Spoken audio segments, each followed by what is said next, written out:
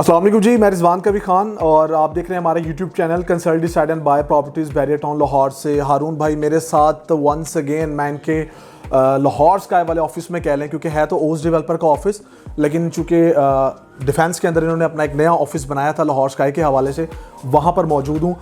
वैसे आप हमारी वीडियोस देखते हैं, हम हारून भाई से काफ़ी सवाल करते हैं। हारून भाई डायरेक्ट आज आपसे मैं सवाल करूँगा, क्लाइंट से रिलेटेड नहीं होंगे, ओवरऑल मार्केट की बात करूँगा। लेकिन उससे पहले मैं आपसे ये पूछना चाहूँगा कि बैरियर स्काई के फ़ौरन बाद लाहौर स्काई क्यों?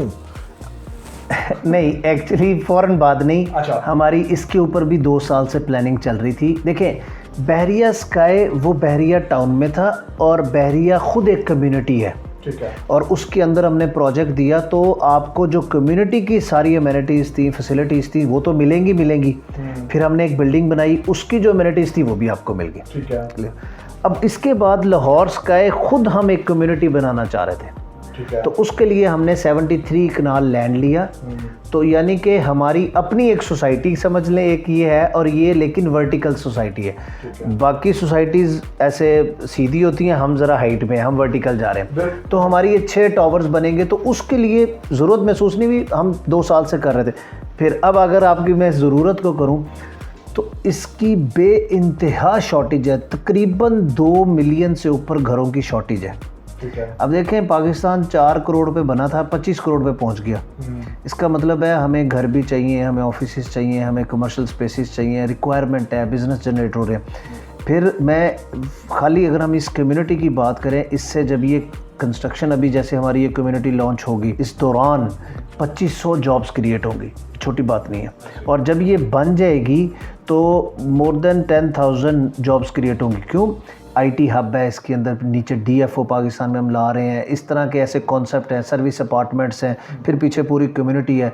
इससे देखें कितने लोग जुड़े होंगे। अगर इसके अंदर एक ऑफिस के अंदर 15 लोग या 20 लोग भी बैठे हों, ठीक है, 250-300 ऑफिस हों, कहाँ जाती है? फिर उनका सपोर्टिंग स्टाफ होगा। तो ये बेसिकली रिक्वायरमेंट है, डिमांड है, लोगों को हमने सिर्फ वो पूरी करनी है। हारून भाई, लेकिन ये भी तो है ना कि मोस्टली लोग ये पूछ रहे होते हैं कि यार मुल्क की हालात बड़े मैटर कर रहे होते हैं, इन्फ्लेशन, हम क्यों कर अपनी पेमेंट्स लगाएं।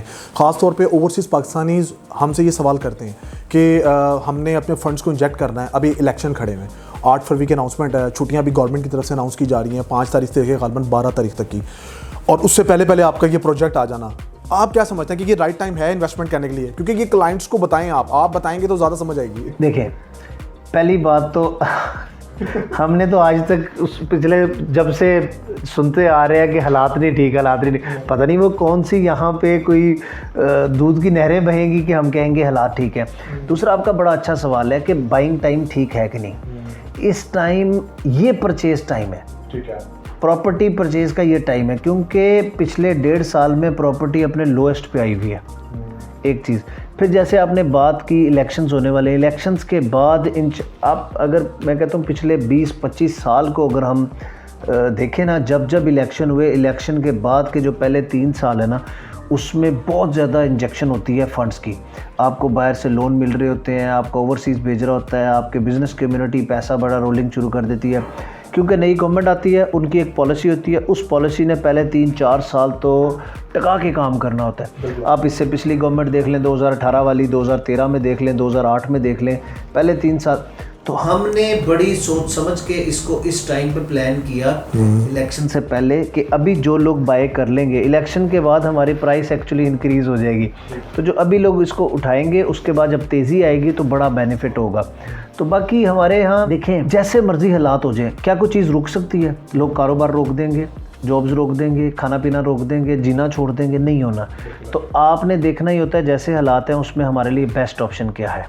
तो हमने बैरियर स्काई भी जब लॉन्च किया, काफ़ी सारे लोगों की बातें थी कि यार क्या करें क्या ना करें। मैं तो एक बात कहता होता हूँ, हालात का मेरा ख्याल इसके साथ ताल्लुक़ नहीं है।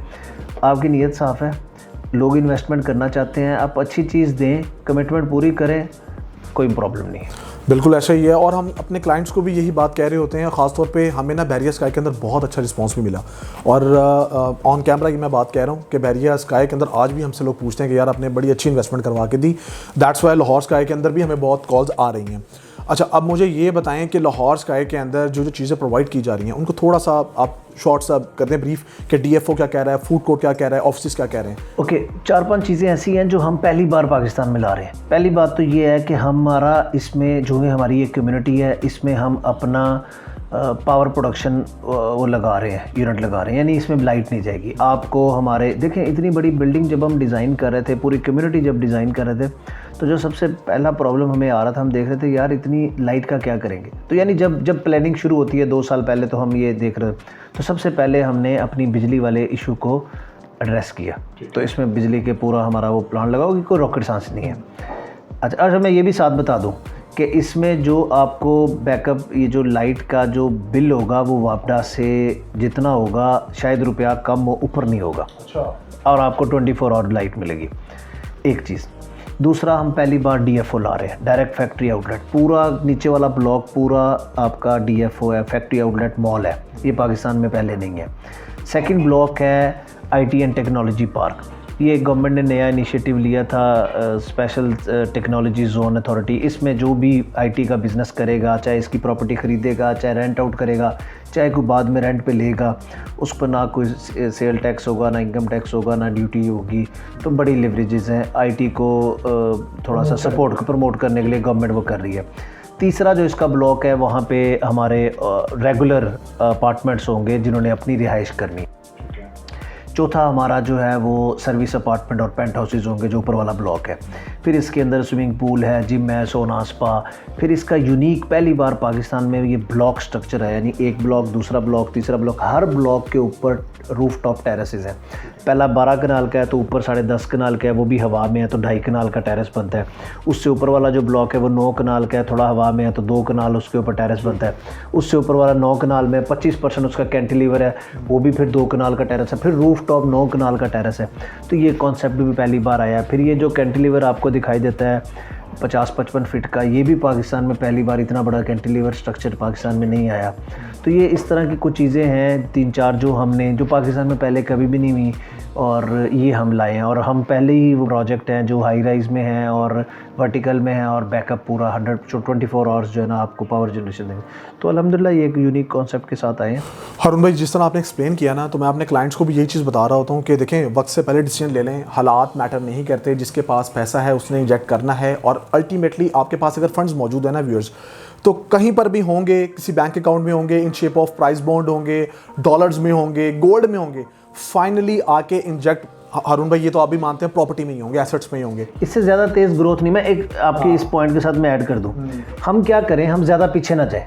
आज से 10 साल पहले जो गोल्ड का रेट था 1 तोला, उसको, और जो गोल्ड का रेट है 1 तोला आज, फ़र्ज़ कर लेते हैं कि आज से 10 साल पहले 2013 में या 14 में गोल्ड 100 तोला अगर आप गोल्ड लेते, तो वही 100 तोले को आज बेचते तो कितने का होता है? फ़र्ज़ करो तब अगर 1 लाख रुपए का था, आज 2 लाख रुपए का, तो आपको 1 करोड़ रुपए का फ़ायदा है।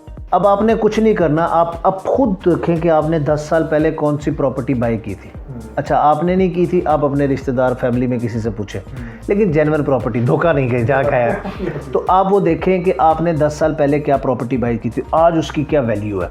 तो आपको पता चल जाएगा कि क्या डॉलर, क्या गोल्ड, क्या ऑयल सबसे ज़्यादा पाकिस्तान में, मैं दुनिया में बात नहीं कर रहा, पाकिस्तान के अंदर जो आपको प्रॉपर्टी का इंक्रीमेंट लगता है ना, वो कहीं पे भी नहीं है। मेरे अभी बात हो रही थी, एक साहब थे, उन्होंने कोई 2008 में गालबन 85 लाख रुपए का 2 कनाल का प्लॉट लिया था। वो आज 8.5 करोड़ रुपए का वो एक्चुअली बेच रहे थे। तो अब उस टाइम पे 85 लाख रुपए में 2008 में अगर गोल्ड लिया होता, वो कितने का गोल्ड था? कोई 25,000-30,000 रुपये तोला होगा।